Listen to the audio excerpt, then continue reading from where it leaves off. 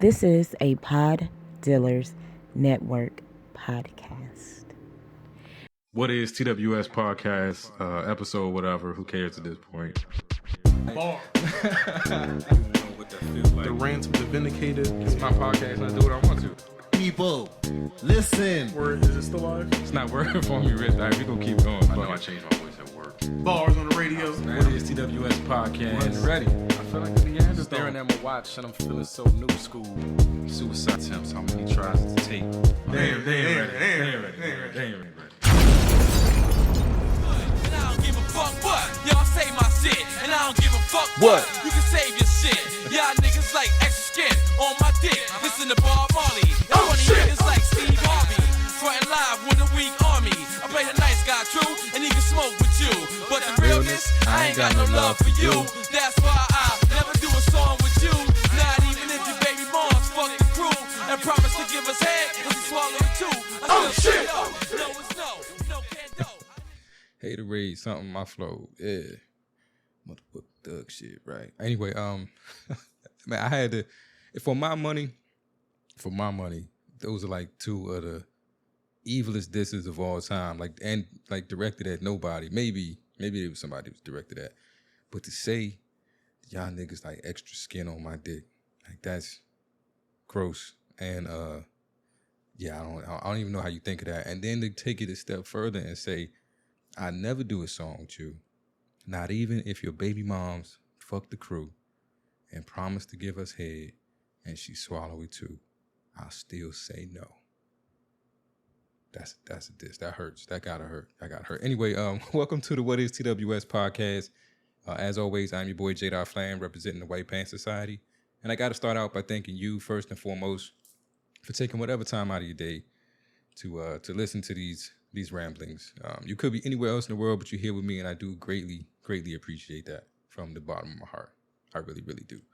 Anyway, I chose that clip. I chose that one because I've been looking up since we did like the last 2 weeks of like album anniversaries and stuff like that.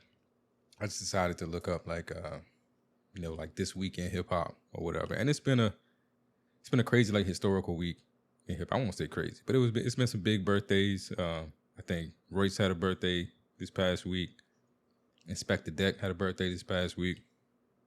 I also think this week celebrated the anniversary of like some classic hip hop albums. I think Rakim and Eric B had an album drop this week a long time ago.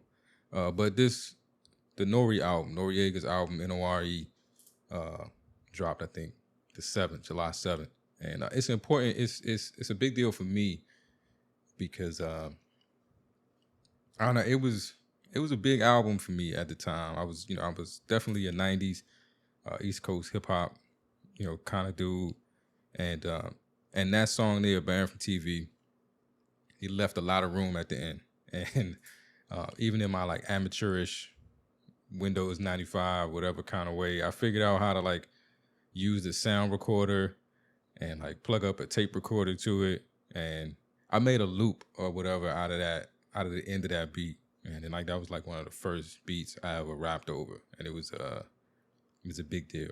It's back when I used to have this group. I forget what we called ourselves, but it was me and my homie in high school named Chicken Wing. Shouts to Chicken Wing. And we had this whole idea we was gonna start a record label. It was gonna be Sunshine Records, and yeah, we was rapping and stuff. And it was one of the first. Like I used to just sit with the sound recorder and my tape recorder, and just be. It took hours to like get a usable loop out of stuff that way because I had no idea what I was doing, but I got it done. And then so the album and Nori is big for me for that reason. And then also Noriega and just what he's doing now, well, with Drink Champs and stuff. Like Drink Champs was definitely one of the podcasts that got me wanting to podcast. I love that show. We tried to do our version of Drink. It was like a spin on Drink Champs and Hot Ones. We had a guest on back when I had a co-host. We had a guest on, and during the conversation, we were like taking shots. We went to this juice spot that sold juices with like jalapenos and habaneros and stuff in it, and we got a whole bunch of juices and like shots of these spicy juices, and we was like having an interview and taking shots of habanero juice at the same time. I don't know. It was corny and it didn't really work. But shout out to Ness, the guest that day. I do appreciate him for coming on. Content wise, it was a dope episode. Execution wise, in terms of the idea, no, not so much. But yeah, Drink Champs, Nori, that album, big inspirations for me. So I figured I'd start the episode with that. I also think it's dope how like Nori has embraced this sort of hip hop's Uncle Buck sort of image, you know. That he's just become that like just quirky uncle that don't know no better and says whatever and is inappropriate because he don't realize it's inappropriate. I don't know. It's very endearing. I had the uncle that I mentioned last week, the Don't Thank Me, Thank God, and that shirt is coming. I finished the graphic. I just gotta like create the shirt. But yeah, the uncle that used to have that saying, my Uncle Clinton, I miss him. I used to think of him as like the black Uncle Buck. Like he was just from a different era. He smoked cigars. I don't think he ever took the keys out of his car. Like we would just go to the grocery store and he'd like just never turn the ignition off. Wherever we were at, he would just go in with the car running and we'd come back out and get in the car and just keep moving. He did that in South Carolina. And I think people were trying to tell him you can't do that in D.C. I don't know if he ever did, but yeah, shouts to Uncle Clinton. He was the original like black Uncle Buck to me, and so it's kind of cool to see Nori in that space.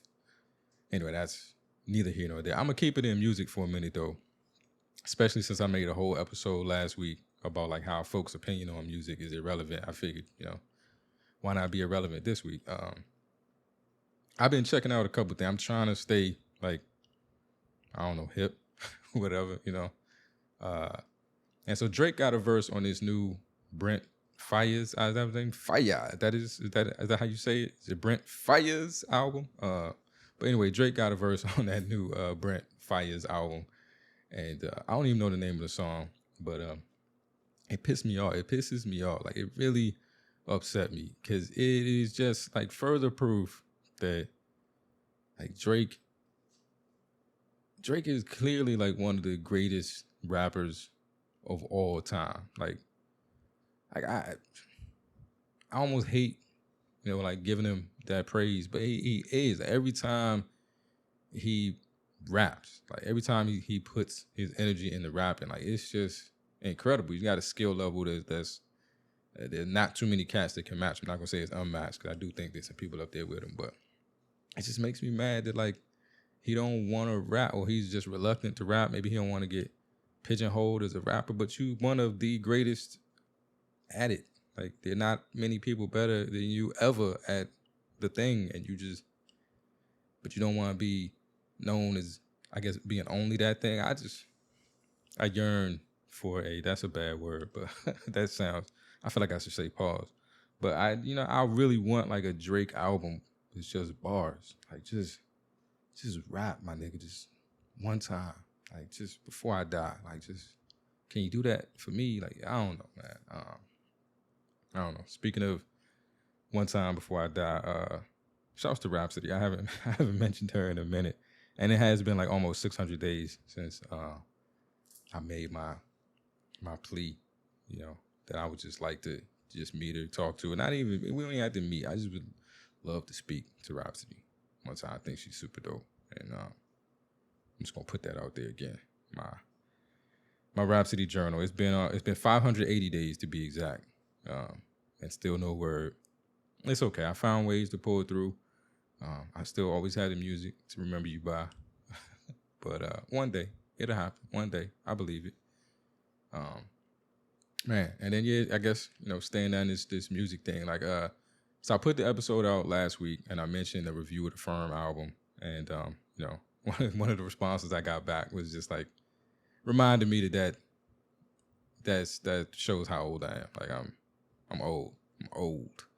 And I do this a lot. Like, so if I ever make it to a point where like I'm being interviewed or people want to talk to me for some reason, know I'm prepared, because I'm always doing like these fake interviews in my head. It's horrible. It's narcissistic, but whatever. And so like I'll ask myself questions like, Because I had a young person the other day that I think he was 28, and he was trying to get me to donate for something. So maybe that's why he said what he said. But he was like, I'm 28, you look kind of young. How old are you?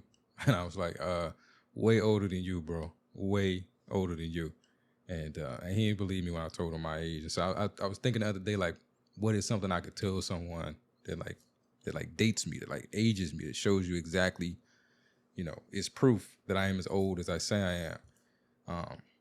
And I thought, like, man, like, I remember when MC Hammer had a Saturday morning cartoon. Like, I think that shows you just about how old I am. Like, I was a person that watched Saturday morning cartoons at the time that MC Hammer had a Saturday morning cartoon, Hammerman. I remember that. And then I thought that I'm so old that there are a lot of people who have no idea who MC Hammer is or what Saturday morning cartoons are. Both of those things, like, no longer exist. Like, MC Hammer's alive, I believe. Pretty sure. But, like, he's been so out of so out of pop culture for so long that there's probably a large group of people who have no idea who MC Hammer is. And I can't remember when Saturday morning cartoons was a thing. Now you got channels that play cartoons all day, every day. You don't have to wait to Saturday to see cartoons. Like, they'll never understand the struggle. Anyway, one more thing though before we hit the meat and potatoes of the episode, I do want to shout out. I want to send a shout out to my homie Robert. I ain't gonna use your last name. We gonna put people out there, but I just want to let you know, man, I got your message, and I can't tell you like how much I appreciate it, like how much those messages mean to me. To know that somebody listens to the show and that like topics resonate with them, and they're interested in what I'm gonna do next, or they're interested in hearing an idea that I said I had. Like, I it's no bullshit. Every week there's usually like a moment where it's like, man, why am I still doing this? Why did I just spend all this money on this new mixer? Why, goddamn neon light keeps me up at night, and I'm like, why did I buy a neon light? Like, what am I doing all this for? And then, just messages like that, to know that somebody's listening, to know that the show matters to somebody, means a lot. So I appreciate you, bro. I love you, man. And I got your message, and I'm hoping I can execute the idea the way I have it in my head, because I do think it'll be dope and impactful. But, thanks for that. I just wanted to shout you out here. Hopefully you get from my responses to your messages how much I appreciate the messages, but I want to do it here where I hope you can hear it. You should. Anyway, let's move on. Chef Elise report. Out of Peppy. Yes, sir, I am. It's really dope when you realize like how much your kids are like you, and Elise is so much like me. So she never like being on the phone. Like, I guess maybe that's all children.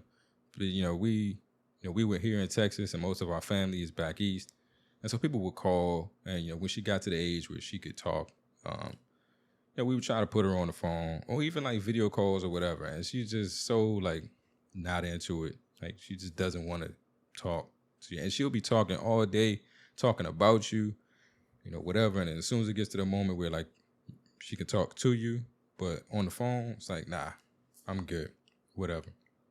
And so, we have our little Alexa connection set up where she can like video call me. And for a while, that was the thing. Like, I would get like random video calls, from Elise at whatever time. And I always try to make sure I was available to answer them or call her right back or something like that. And we would do that. And we would, she would sit on these video calls with me for extended periods of time, just showing me toys and, telling me what was going on and telling me stories. And I'd just be watching her play. Like, there wasn't even a point to the call, just to spend time with Dad, which is very cool.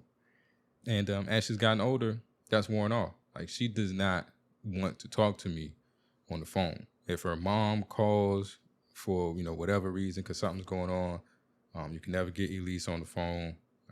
The video call thing really doesn't happen at all anymore. I think if it does happen, it's probably because her mom, told her, go call your dad, or it's, he need to see what you're doing right now kind of thing. But she does what I do. Like, I'm a texter. I will, if you want to talk to me, you need to text me. Or if you're going to call me, understand that I'm not going to answer the phone, and you need to leave a message. And in that message, you need to be explicit about why you're calling and the need for me to call you back. What communication you're looking for from me. I'm not very much just a talk on the phone kind of person. I don't know. I just don't like it. I don't like it. And Elise doesn't have the ability to text, but she just sends me like voice messages. So through the same little piece of equipment that she could video call me, she will not video call me, but she would send me like a voice message, and it'll be about whatever. And this week apparently she created an ice sculpture, and it's a masterpiece. And I'm trying to get pictures of this ice sculpture. I sent her a voice message back when she sent me the message about the ice sculpture, and I was like, man, did you get a picture of it? I got to see it. And she sent me a message back, I think like today or yesterday. That was like, Dad, I promise you I'm going to get you a picture. And it's Texas, and it's July. So if the picture don't already exist, I'm sure the ice sculpture is gone. But she promised me she's going to get a picture. So maybe she's going to make another one or something, but whatever. But yeah, it's just dope saying that like she don't want to talk to me on the phone. Like we do not talk like that. And if we're around each other in person, it's nonstop. Like she never stops talking. So I know she got something to talk about. I know she got a story to tell me or just anything. But that's not her thing. She's gonna send me voice messages, and we'll just trade voice messages back and forth like text messages. But that's my baby. Out of Peppy. Show is. Also, next week she goes to Princess Camp, and bad dad. Like her mom sent me the information that she told me she was sending her to Princess Camp, and she sent me the information or sent me like the website for the Princess Camp, and I didn't. My only concern was like, how much does it cost? That was it. That's all I wanted to know was how much money was going to need to be spent on Princess Camp, and I have not looked into it any more than that at all. And I was talking to my sister about it the other day, and then she was like, "What is Princess Camp?" And that's when it dawned on me. I don't know. I don't know what I'm sending my daughter to, and I really have no idea what this Princess Camp is supposed to be. All I know is they having like a recital of some sort on at the end of the week, and I'm gonna go to that. I guess I would then find. I could always go to the website right now and find out what Princess Camp is, but who doesn't like a surprise? Like I'll just hold out. We'll see. I'm gonna find out.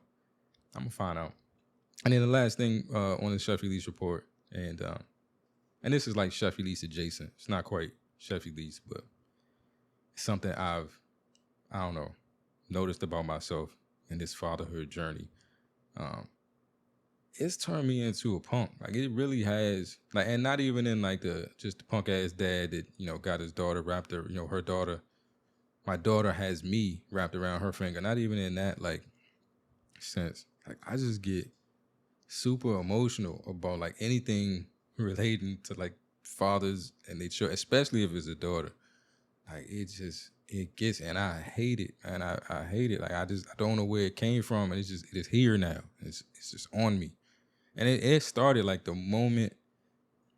It wasn't even the moment I knew I was having a kid. I think it was the moment that I found out, that she was gonna be a girl, that we were having a girl, and all of a sudden I just became like super sensitive. I can remember going to a movie, with my ex-wife while she was still pregnant, but we knew that Elise was a girl.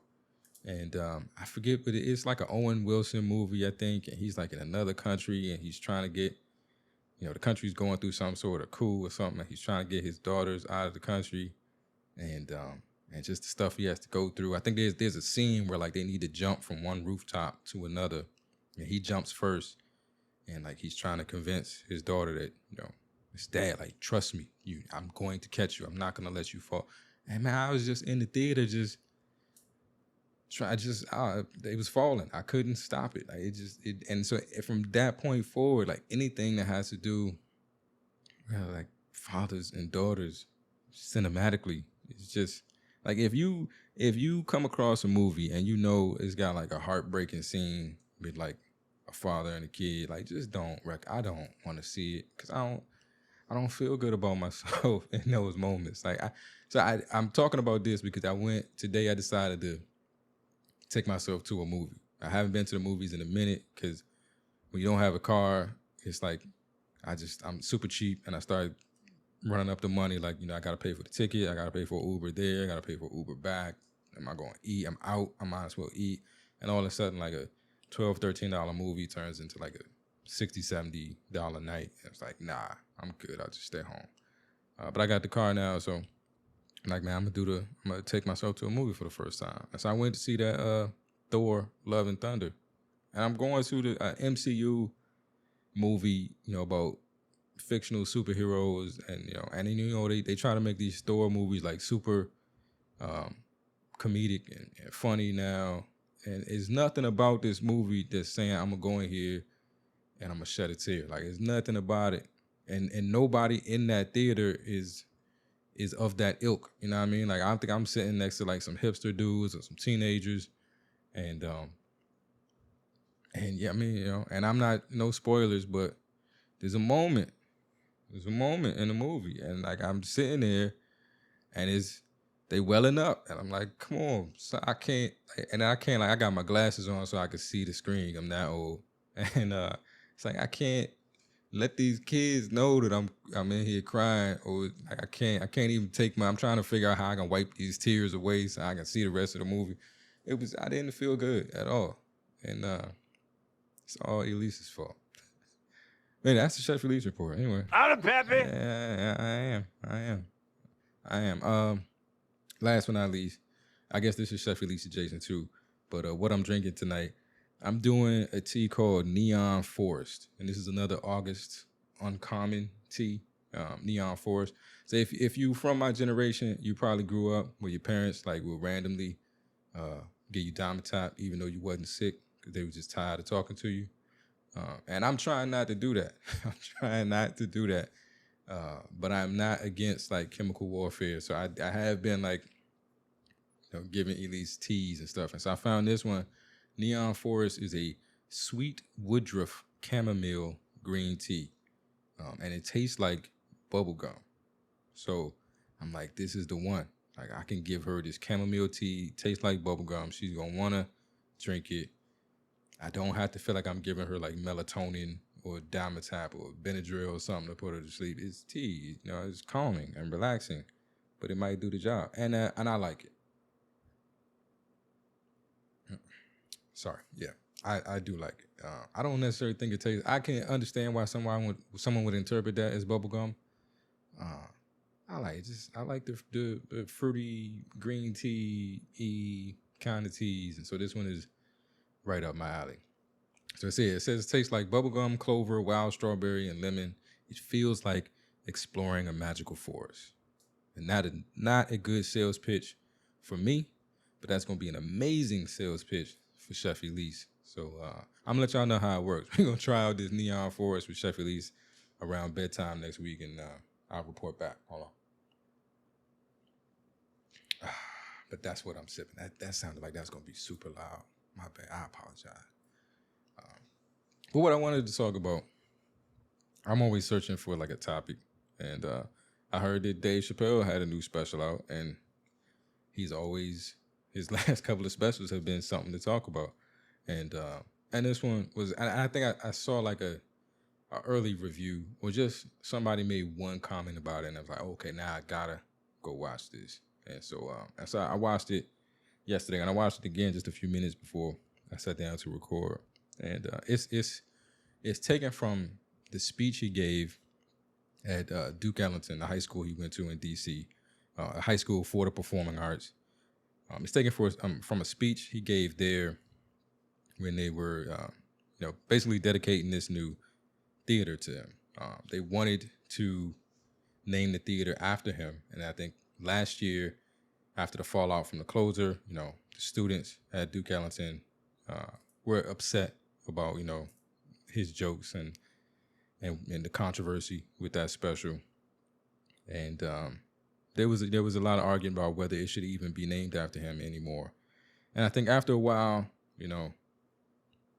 people started to understand his point, and things calmed down. The school and the students still wanted to name the theater after him, and the school was going to go ahead with it. And then he decided he said he's not declining having the theater named after him. He's deferring it, and so instead, he wanted the theater to be named the Theater for Artistic Freedom and Expression. And then, this is a speech he gave revealing that new name at the school, and it was dope. It's funny. Like Dave Chapelle is amazing in that sense. Like he can just talk to you and be funny and be poignant and be inspirational. All those things at the same time. Like it's he definitely has transcended comedy in my mind. He's just a personality, an interesting personality. A few things that I thought were cool. He talked about coming back to DC in 1987 after going to middle school in Ohio with his dad, and enrolling at Eastern Senior High School, which is the high school that my mom taught at. And so like the first thing I did, like I paused the thing. This was like 2 minutes in, like if that, and I paused it immediately and like text my mom like, man, what year did you start at Eastern? Because she's always taught at Eastern for as long as I can remember, and I was a kid in the 80s, but 87, I just wasn't sure. And it turns out she started, I think, in 83, and so she was there at the same time Dave Chapelle was. She didn't teach him or anything like that, but that's just cool to me. Like my mom was a teacher at the school Dave Chapelle was at for a couple of weeks before he went to who knows how long he was there, but he eventually went to Duke Ellington to learn how to act. But more of what I took from the special and what I want to talk about in these last couple minutes is just that idea of artistic freedom and expression, and how important art is. I think the comment that I heard about the special that made me want to listen to it was someone just took the snippet they took from him was, Dave Chapelle calls himself a once-in-a-lifetime talent. And that was like the headline. And it struck me that they would have pulled that as the headline because, these days, like narcissism is a buzzword, and that just rings like as cringeworthy and like as like a very narcissistic thing to say, to refer to yourself as a once-in-a-lifetime talent. It sounds a lot like Kanye constantly telling people he's a genius. I said I would never say his name on the show again, but never say never,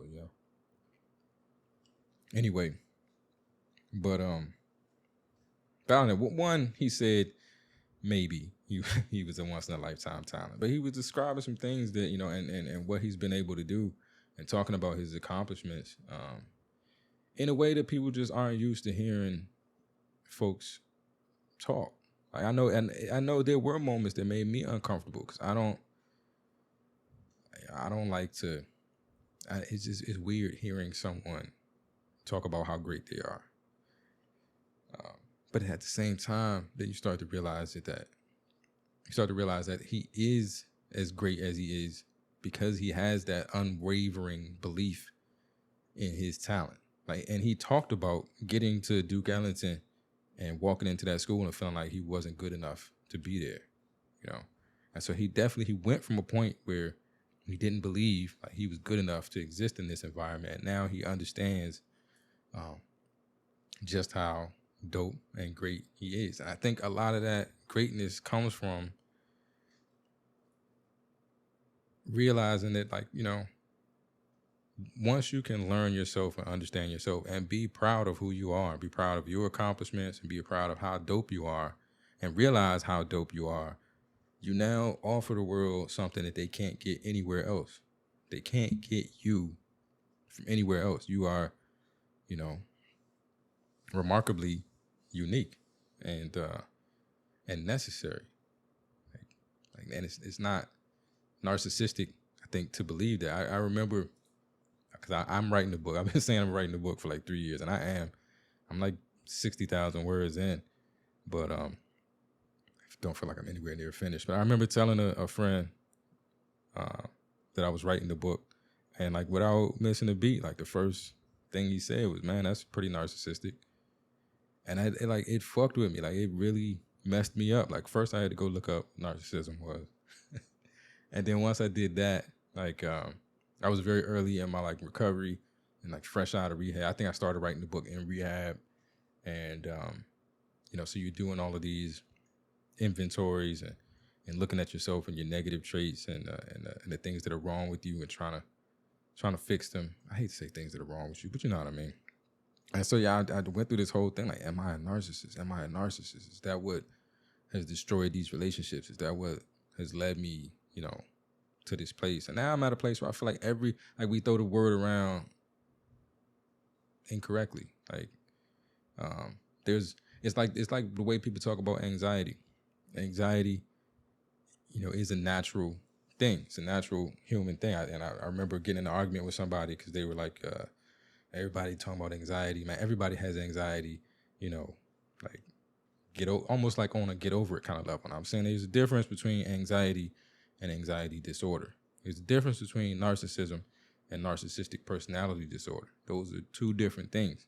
One is a normal human trait, a thing that we all have. And one is that to the extreme, to an uncontrollable level, to a level where your life starts to become, hate to use this term, but unmanageable. But some people will get that. But, I think we all need to have a little bit of narcissism, and it's deserved narcissism because, like I said, we are made, the universe conspired to create you individually, you.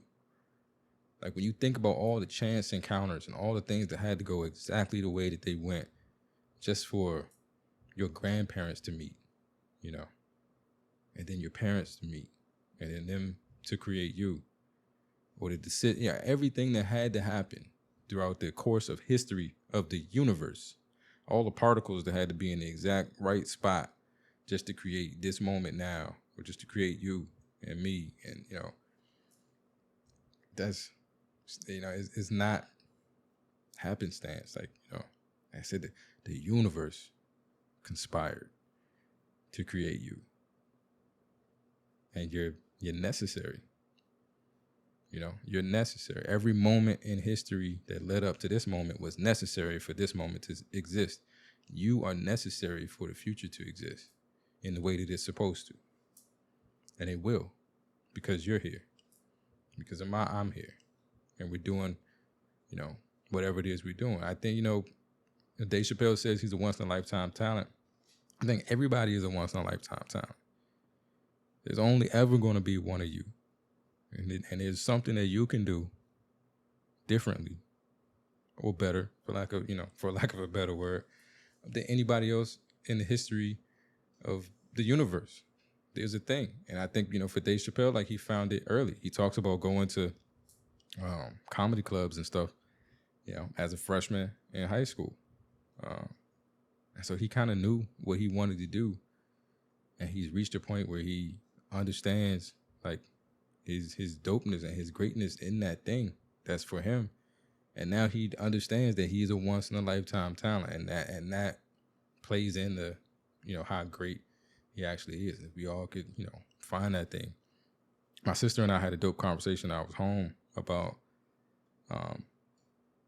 just how, like, adulthood takes some of that stuff away from us. Like, if you could strip your life down to just, like, what made you happy as a kid? What was the thing that you liked doing as a kid before you had to learn how to survive, before you had to figure out how to pay bills, before you had to, before you had responsibilities and things that you had to do? What was the thing that you wanted to do? And it's crazy because when we were having that conversation, I remember her and I used to sit, we had a Fisher-Price tape recorder, and we used to sit and record, like, radio shows. Like, we would pretend we were doing game shows and the news and Jeopardy, and we would record this stuff like we were the host and stuff like that. I've been doing this since I was a little kid, and I lost it, and now I'm coming back to it. I'm not saying that I'm a once-in-a-lifetime talent or I'm great in any kind of way. I just told you that shit is cringeworthy to me. But I don't know, I believe there's something here, and I'm trying it out. I hope for everybody that they just get a moment to go back and find that thing and fuck with it. I'm getting super emotional again. Thinking about my daughter. I want her to find that thing. Like, I'm real big on just, like, let's try everything or whatever you want to do. You want to play soccer? Let's do it. You want to bake? Let's do it. You want to be a princess? Let's do it. Whatever it is, let's do it. And let's find that thing. If next week you don't want to do it, that's cool. But let's find that thing. And the other thing I think I pulled from it, because I saw this as a quote not too long ago, is like, people got to stop. I know when I was growing up, like being an artist, because everybody, if you wanted to be a rapper, a musician, if you wanted to be whatever kind of artist, like there was this idea that it wasn't a real job. Like that wasn't real life. Like that was a luxury. A few once in a lifetime talents, were able to afford to going out and trying to do those things and doing those things. But it wasn't for everybody because it wasn't real. They made it feel unattainable. And it's like you can't spend your life talking about how art or being an artist isn't a real job, and at the same time spend the majority of your life consuming it. We sit around and watch TV, listen to music, go to movies, look at paintings, buy clothes, admire cars, and all of these things are art. Somebody designed that. Some artistic mind designed that. Some creative mind came up with that drama. Somebody came up with the idea for these Real Housewives of whatever, P-Valley that everybody's talking about. Hey, that's art. And so you have somebody that's interested in being an artist, like they're contributing to 99% of the enjoyment that you get out of life. Or you spend almost all your day consuming some form of art. You listen to podcasts while you work, or music while you work out, or whatever. So stop. And just embrace the once in a lifetime talent in all of us. I ain't mean for this to turn into some sort of like motivational speech, but fuck it, it is what it is. Fuck it though, But that's all. Like I listened to that Dave Chapelle. I enjoy Dave Chapelle because I always get something like this out of it.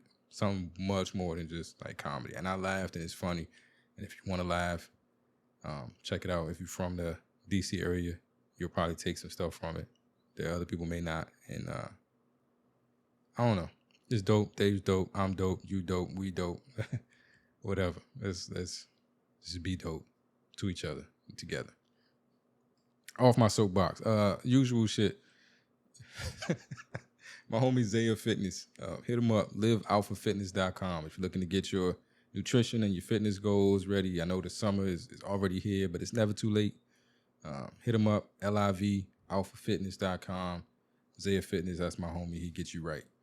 I got the merch at the whatistws.com merch store.